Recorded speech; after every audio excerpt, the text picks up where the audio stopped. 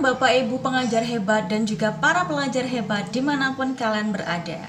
Nah, kali ini kita akan bahas salah satu produk layanan Google. Namanya adalah Google Classroom. Udah nggak asing lagi ya. Google Classroom adalah platform yang diberikan oleh Google bergerak di bidang pendidikan. Dan setidaknya Google Classroom ini punya 4 kelebihan. Yang pertama, dia sangat mudah digunakan atau diaplikasikan, terutama bagi pemula. Yang kedua, semua file akan masuk langsung di Google Drive masing-masing.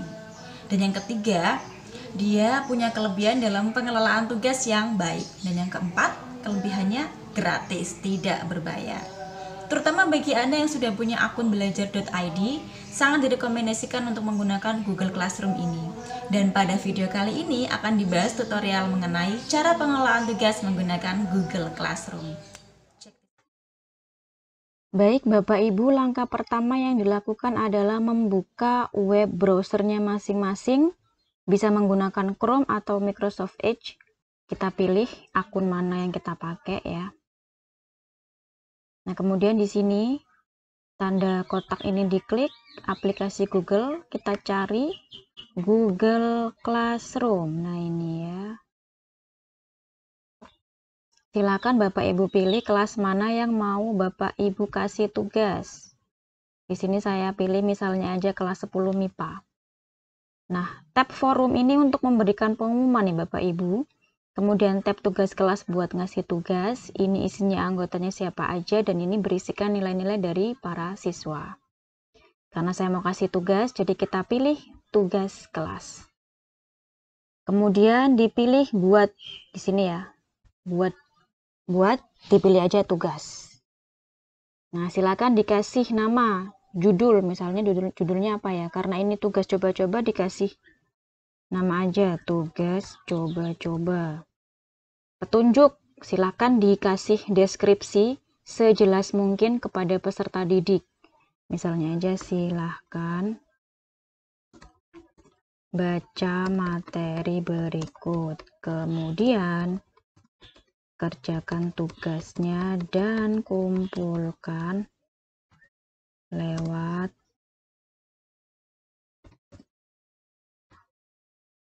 Google Classroom. Ini misalnya, silakan Bapak Ibu kasih petunjuk dengan deskripsi sejelas-jelasnya. Hurufnya bisa diubah ya, tebal, miring, atau underline. Dan di sini Bapak Ibu juga bisa menambahkan file dari Google Drive, kemudian juga link, bisa link YouTube, link Google Form, link quizzes, ataupun juga file yang harus diupload. Ini untuk YouTube-nya juga bisa tersedia seperti ini, jadi sudah cukup banyak ya pilihan sematkan atau tambahkannya. Oke, karena saya nggak mau ngelink apa-apa, jadi saya kosongin. Berikutnya kita lihat tampilan di sini. Nah, Bapak Ibu kalau misalnya ada satu jenis tugas yang sama untuk beberapa kelas, lebih dari satu kelas, tinggal diklik aja kelas yang mana lagi yang mau dikasih tugas. Misalnya kok tugas ini sama dengan tugasnya kelas 11 IPS 2, tinggal diklik. Jadi Bapak Ibu nggak perlu menulis ulang tugasnya beberapa kali, tinggal diklik aja di kolom sini. Oke. Nah, kemudian di sini kalau mau semua siswa ya ini nggak usah diapa-apain, tapi karena ini cuman buat contoh, saya mau kasih tugasnya cuman ke akun yang tadi aja ya. Berarti ininya centangnya mau saya ilangin, dan saya mau pilih siswa di sebelah sini tadi supaya bisa menampilkan tugasnya. Saya pilih 1. Nah, ini untuk contoh aja Bapak Ibu. Kalau Bapak Ibu mau kasih tugasnya ke semua siswa, berarti ini yang diklik ya. Kemudian untuk poin, ini bisa diganti angkanya, ataupun juga bisa tidak dinilai. Terserah mau pilih yang mana ya. Lalu ini tenggat, bisa dikasih batas waktu ataupun tidak. Kalau mau ngasih batas, misalnya batasnya untuk besok ya. Kemudian waktunya misalnya ya udah ini aja deh, 2359. Saya biasanya kasih tugas juga tenggatnya kayak gini ya, perbatasan hari ya.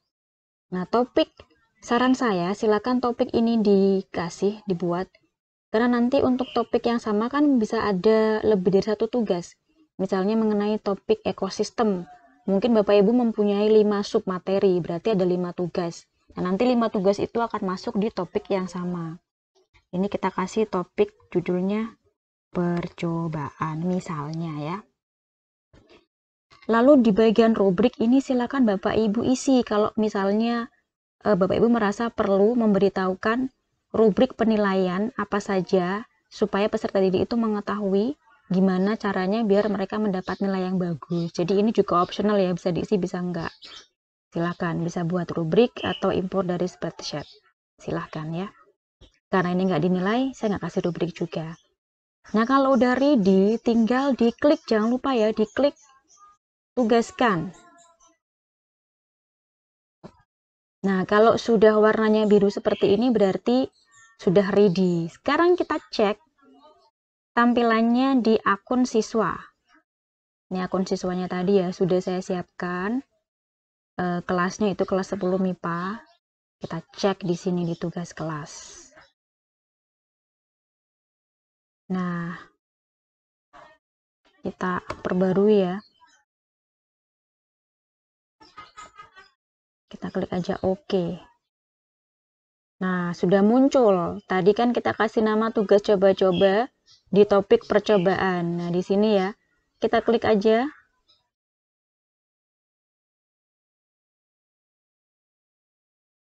Ini adalah kata-kata yang tadi kita buat ya, di deskripsi tadi, di petunjuk. Dan di sini ada tulisan ditugaskan, yang berarti bahwa akun siswa tersebut diperintahkan untuk mengerjakan tugas itu. Nah, gimana caranya untuk mengerjakan tugas tersebut? Ini diklik aja.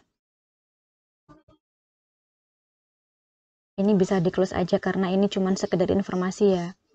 Nah, ini yang biasanya para siswa kita itu sering salah dalam mengumpulkan tugas melalui Google Classroom. Kebanyakan mereka mengumpulkannya lewat sini, ya lewat komentar kelas. Padahal sudah ada tempat tersendiri yaitu di sini.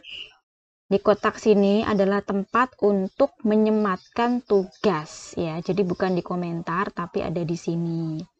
Tinggal diklik aja tambah atau buat. Di sini diklik. Nah, ini bisa menambahkan file dari Google Drive, dari link atau upload file. Atau bisa juga membuat dokumen, slide, spreadsheet atau gambar. Jadi banyak banget pilihannya ya. Kalau peserta didiknya mau simple, mungkin mengerjakan di buku kemudian mau difoto, berarti mereka pilih yang file. Nah, di sini mereka bisa browse atau pilih foto hasil pekerjaan mereka di buku tulis tadi. Nah, misalnya di sini ini misalnya aja ya, foto dari pekerjaannya mereka. Diklik, di open. Tampilannya sama, kurang lebih sama antara di laptop dengan di HP. Jadi tetap kita cari kotak yang tadi untuk menyematkan tugas ya, jangan ditaruh di kolom komentar.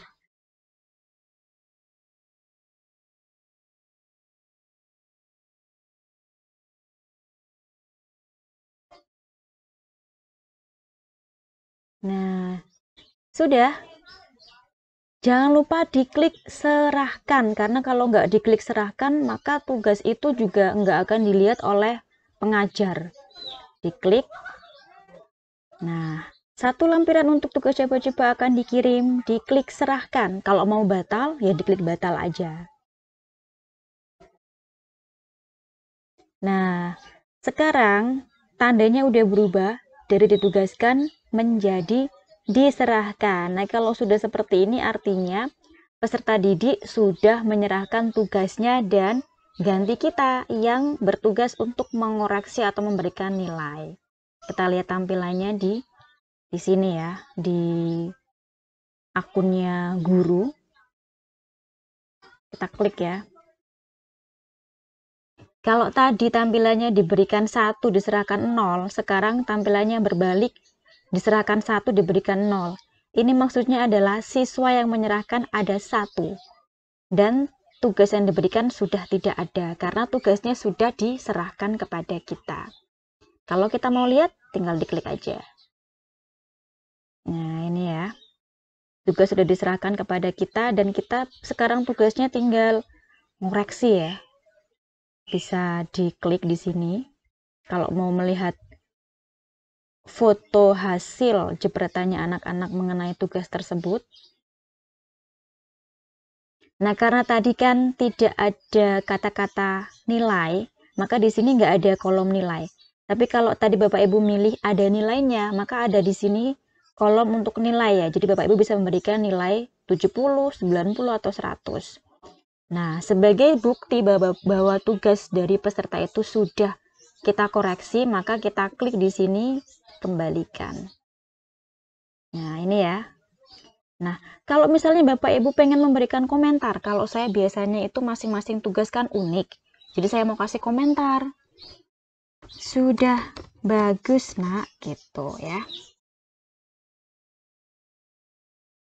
Nah, kalau sudah, ini kita klik, jangan lupa diklik kembalikan.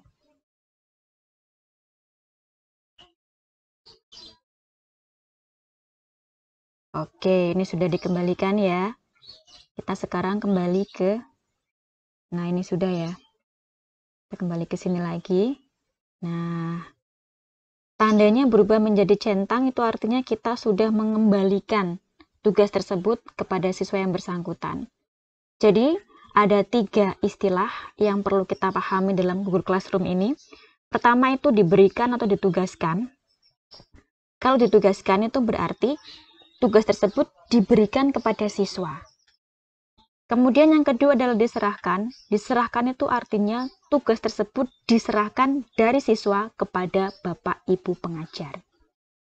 Yang ketiga, istilah dikembalikan artinya adalah tugas dari peserta didik telah dikoreksi dan dikembalikan kepada siswa yang bersangkutan. Jadi ada feedback. Ini sesuai dengan prinsip kita sebagai pengajar dalam bidang pendidikan. Kita kan harus ada feedback ya, jangan cuma nyuruh siswa ngumpulin tugas tapi nggak ada yang dikembalikan. Sekarang kita lihat ini, akun siswa tersebut ya. Nah, sudah berubah statusnya menjadi dikembalikan.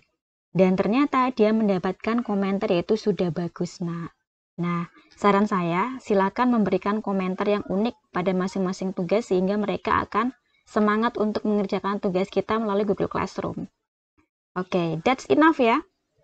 Tutorial hari ini mengenai cara memberikan dan mengembalikan tugas kepada siswa, sekaligus juga cara menyerahkan tugas dari siswa kepada pengajar.